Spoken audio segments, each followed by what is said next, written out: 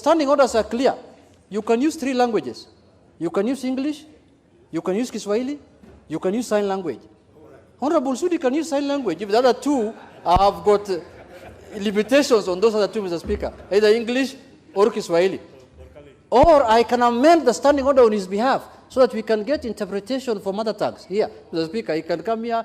If the standing order will allow us speak in his Kalenjin language, then another member who's learned like Professor Tuitok can interpret for him that the member is saying this and he's saying or Kamket is here, Mr. Speaker.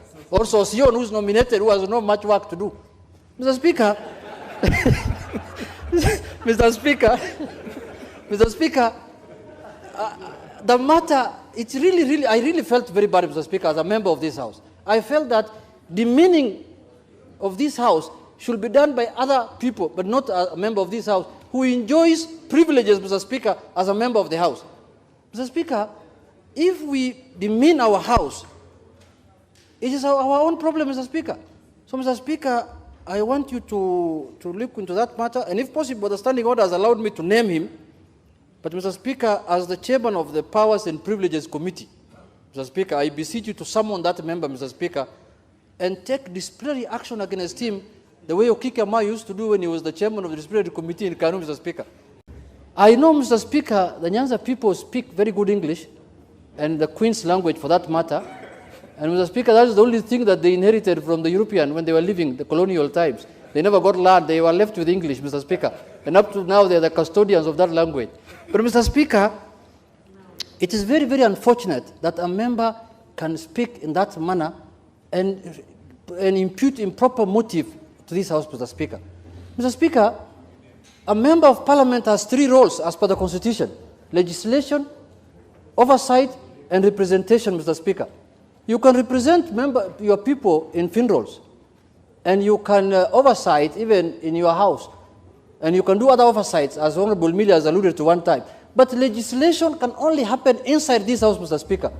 And 90% of this work we do here is legislation, including the money the Honorable Member is using outside there of Constituency Development Fund must be legislated here and voted for here in form of a budget and a voted, Mr. Speaker.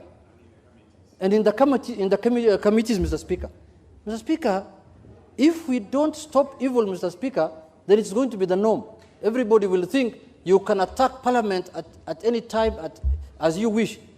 How can a member of this House, Mr. Speaker, speak so badly about this House that he has other serious business to do, and even if he doesn't attend House businesses, he will still be re-elected?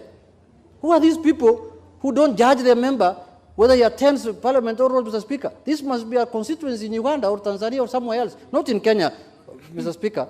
And I'm not saying that members of those other countries don't attend, but I'm alluding that this House is so important, Mr. Speaker, that a member cannot speak the way Honorable Sudi has. Kuwa mbunge unasafanya kazi tofauti.